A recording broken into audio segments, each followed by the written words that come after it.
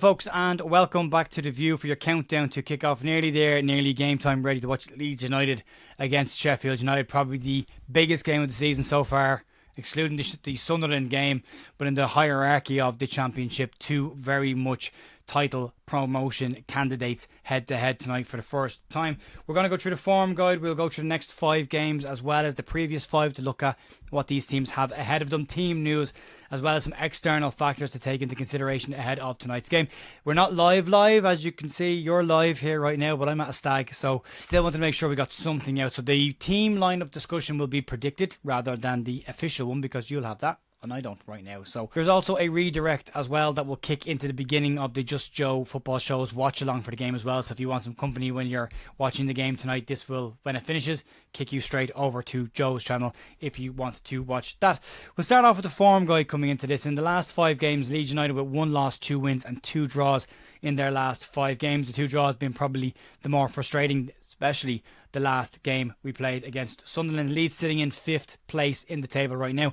3 points tonight could see Leeds go joint top of the division and put them in a really strong place coming into what looks like it could be an easier run of fixtures in the next 5 or 6 games for Leeds. A defeat tonight against Sheffield United will allow Sheffield United and possibly even Sunderland and Burnley to open up a little bit of a gap between Leeds and them. Definitely more than one result, which will be something Leeds will want to keep in their minds tonight. A win is an important result, but not losing it is also very important if it gets to that stage of the game. From a Sheffield United perspective, their last 5 looks pretty healthy. 4 wins and 1 draw. Back-to-back wins coming into this game as well, so they're coming into it in big form. A win for them, as I said, will put them 6 points ahead of Leeds United and will put them in a very, very strong position going into their next 6 games, which on paper look a little bit trickier than what Leeds have. But looking at the 2 teams on paper right now and talking about their last 5 probably isn't a fair reflection of where the teams are this season and who they've played against. So let's have a look at their opening 9 games and see what the similarities are and who they've played and come up against to get the points total that they've got so far. Having a look at Leeds in the last 9 games, Leeds have played 4 of the top 7 so far, and by Tuesday night's game against Watford, Leeds will be on 6 of the top 7. Leeds obviously being the 7th team in that. From a Sheffield United perspective, they've played 2 of the top 7 sides so far. Those 2 games were against Watford and Norwich. A 1-0 win at home against Watford and a 1-1 draw away at Norwich. Both sides have also got draws against Portsmouth and Norwich, as well as wins over Hull City. So some similarities, but Sheffield United, as you can see from the images on screen, have played considerably less of the top 7 sides than Leeds have so far. So a positive result for Leeds United going into the next couple of games would put us in a very, very strong position. The next 5 games could change how the league table looks, especially between Leeds United and Sheffield United. If you look at it from a Leeds perspective, Leeds have Sheffield United tonight, then they will have Watford on Tuesday night, and then it's an away game at Bristol, a home game to Plymouth, and an away game at Millwall. From a Sheffield United perspective, after they play Leeds, they're away to Middlesbrough, home to Stoke, away to Blackburn, away to Bristol City, and home to Sheffield Wednesday. So not necessarily massively easy games coming up for them. The Middlesbrough game specifically being a tricky one for them. So there's a lot to play for tonight, but there will be a lot to play for over the next 4 or 5 games as well. And this league table will change an awful lot between this finishing of the international break and the beginning of the next international break. So there is an awful lot to play for. Tonight is a big game. The reaction, if it doesn't go our way, will be interesting as well to see. There's a lot of football still to play and Leeds are still in a decent position. But looking at how Leeds have done against the better sides, we haven't beaten them all, but we've played very well. And looking at how Leeds played against Sunderland, I would fear very few teams in this division, seeing how Leeds were comfortable even without the ball against Sunderland, and only for that mistake at the end of the game, Leeds would have come out with the 3 points and will be currently sitting joint top of the Championship. So a bit of work to do there. We'll get to the team news coming into the game, and Leeds will have Dan James and Manor Solomon back in contention tonight. Whether they're in the starting lineup or not, you'll know by now, but I won't.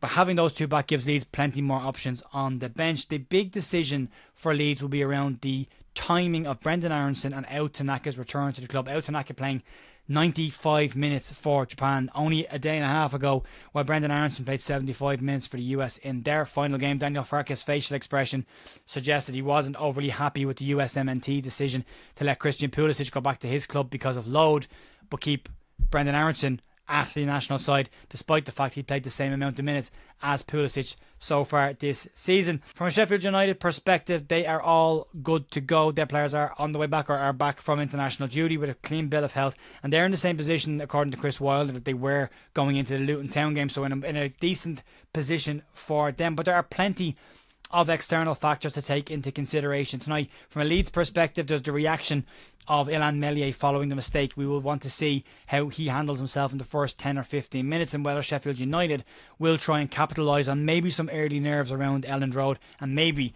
an attempt to get the fans to turn against the keeper early on and create more tension than there probably is really need for. Also, as I said, the out Tanaka and Brendan Aronson factors will be interesting. How long can they play? Will they start? And what impact can they have in the game? Leeds very short in the centre of midfield. Tanaka is likely to start, but Daniel Farke did hint that young players would need to be able to step up and play in front of 36,000 people. Was he alluding to a Charlie Crew involvement? Again, you'll know by now, and I won't. But they are the major factors for Leeds United tonight heading into this game. From a Sheffield United perspective, the big factor for them is the passing of George Baldock, and Chris Wilder has talked extensively this week about the impact that George Baldock had on him and the club, but also the fact that they'll want to have a strong performance in the memory of George Baldock tonight. He talked about the fact that Baldock himself would have loved this away game at Leeds United, so Leeds will need to be aware of a Sheffield United team that will be up for this game from early on in the tie. From a lineup perspective, I don't see huge amounts of changes. I'm predicting a lineup just based on what I think. Brendan Aronson coming back. I think Leeds have an opportunity here. With Brendan coming back late, Farke said he may not even start the game. So Willie Gnonto's been playing in the number 10 position for the Italian under-21 side in the last week and a half. So Daniel Farke could put Willie Gnonto into the number 10 position and bring Daniel James in on the right hand side. And then the bigger question will be around the number 9 position of, does Joel Pirro start in place of Mateo Joseph? What Joel Pirro will give you in front of goal might be better than what Joseph will give you, and you will lose out on what Mateo Joseph gives you elsewhere in the park in terms of his pressing, his hold-up play, his link-up play. You won't get that from Joel Pirro. But Daniel Farke has been continually frustrated with Leeds United's finishing in front of goal and fluffing of chances, and maybe a decision to keep Joel Pirro in there, who's got 4 goals so far this season, will likely be the decision that he will make. And for me, I think it's very hard to drop a striker after he scored in the game. And the way Leeds are playing right now, and with the wingers that Leeds have, there's an awful lot more balls being crossed in than cutting inside and shooting, which I personally think suits Joel Pirro down to the ground. If he can stay in that central area, and as Ben Locke has already said, Joel Pirro's movement in a very small area around that box is very, very good. He can create a lot of space for himself very quickly to get a shot away, and as long as he's facing the goal, he's very, very dangerous. So that'll be an interesting one to keep an eye on today. Personally, a result, I think a 2-1 win for Leeds. I think we'll have enough. I hope we have enough, and I hope that we're not talking about injuries after the game because of tired players coming back for international duty, but that will be the major factor that I think we'll have to keep an eye on tonight. Folks, that'll be it for me tonight. Enjoy the game. Fingers crossed for 3 points. Back on Saturday to do a match preview, a match review of that game, and then back on Monday and Tuesday for your Leeds United news. Have a great weekend. Enjoy this match. Fingers crossed for 3 points, and I will talk to you soon. See you.